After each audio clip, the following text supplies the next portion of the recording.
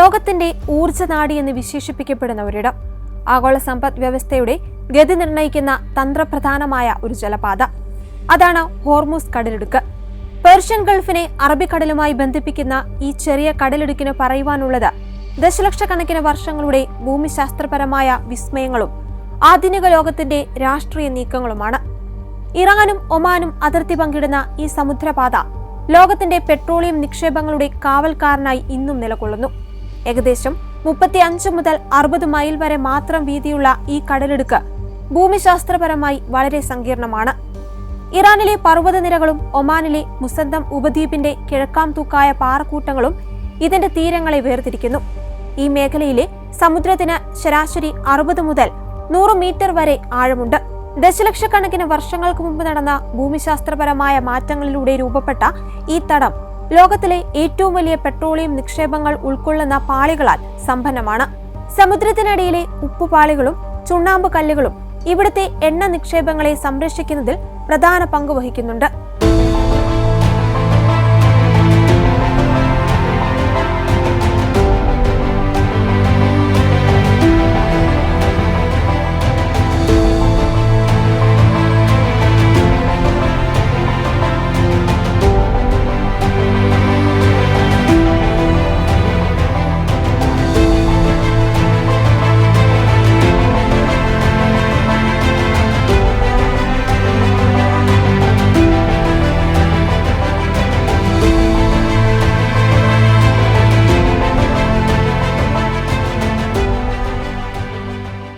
Hormuz എന്ന പേര് ഈ പ്രദേശത്ത് സമൃദ്ധമായിരുന്ന ഈന്തപ്പനകളെ സൂചിപ്പിക്കുന്ന ഹുർമോഗ് എന്ന വാക്കിൽ നിന്നാണ് ഉണ്ടായതെന്നാണ് പറയപ്പെടുന്നത്. 10ാം നൂറ്റാണ്ട് മുതൽ 17ാം നൂറ്റാണ്ട് വരെ ഇവിടെ ഹോർമൂസ് രാജ്യം നിലനിന്നിരുന്നു.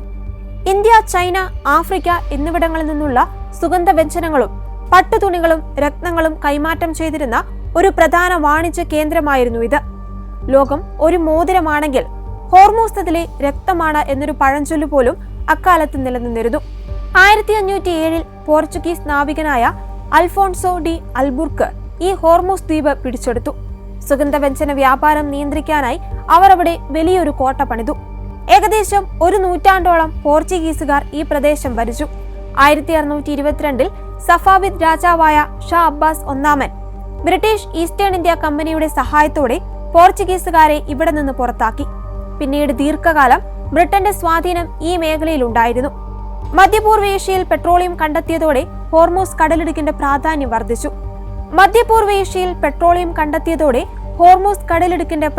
വർദ്ധിച്ചു. പിന്നീട് ഇത് ലോകത്തിലെ ഏറ്റവും വലിയ ചോക്ക് പോയിന്റായി മാറുകയായിരുന്നു.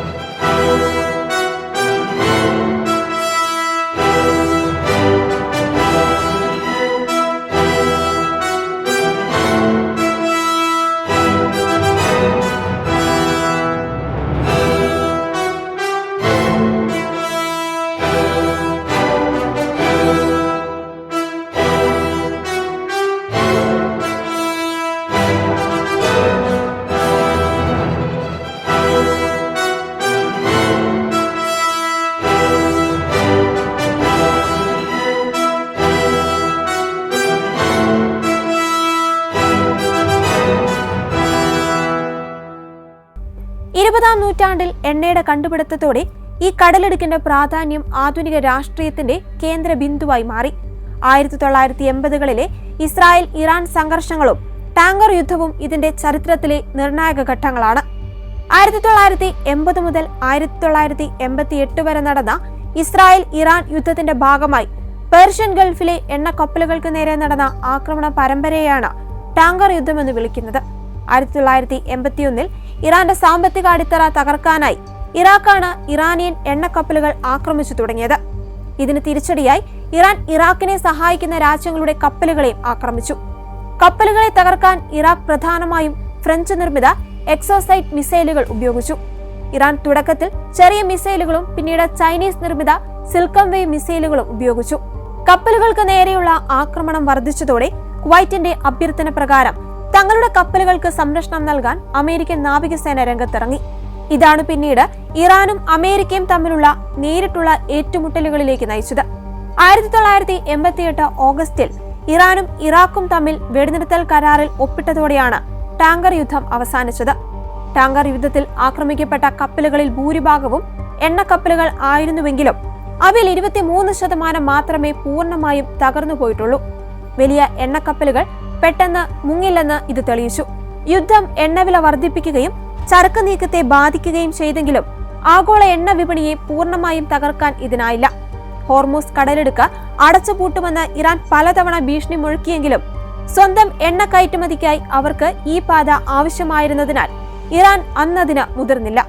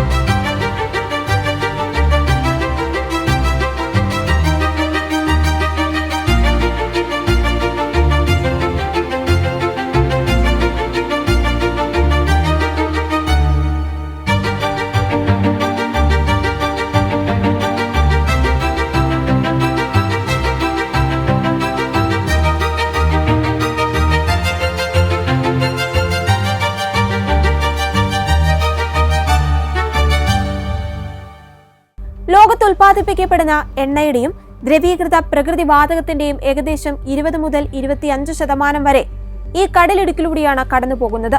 Saudi Arabia, Iran, Iraq, Kuwait, Qatar, UAE എന്നീ രാജ്യങ്ങളുടെ എണ്ണ കയറ്റുമതി പ്രധാനമായും ഈ പാതയെ ആശ്രയിച്ചാണ്.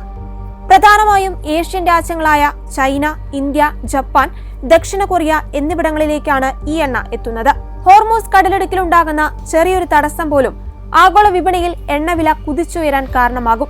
ഇത് ലോകമെമ്പാടുമുള്ള ചരക്ക് നീക്കത്തെയും വ്യവസായങ്ങളെയും ബാധിക്കുമെന്നതിനാൽ ഇതിന്റെ സാമ്പത്തിക ഭദ്രത നിലനിർത്തുവാൻ ലോകശക്തികൾ എന്നും ശ്രദ്ധിക്കാറുണ്ട്. വെറുമൊരു ജലപാത എന്നതിലുപരി ഹോർമൂസ് കടലിടുക്ക് ആഗോള രാഷ്ട്രീയത്തിന്റെയും സാമ്പത്തിക വ്യവസ്ഥയുടെയും ഗതി നിർണ്ണയിക്കുന്ന ഒരിടമാണ്. ഇതിന്റെ ഭൂമിശാസ്ത്രപരമായ സ്ഥാനവും എണ്ണ നിക്ഷേപങ്ങളുമായുള്ള ബന്ധവും ഇതിനെ ലോകത്തിലെ ഏറ്റവും ശ്രദ്ധേയമായ തന്ത്രപ്രധാനമായ മേഖലയാക്കി മാറ്റുന്നു. സമാധാനപരമായ വ്യാപാരത്തിന് ഈ പാത സുരക്ഷിതമായി നിലനിർത്തേണ്ടത് ലോകത്തിന്റെ മുഴുവൻ ആവശ്യമാണ്.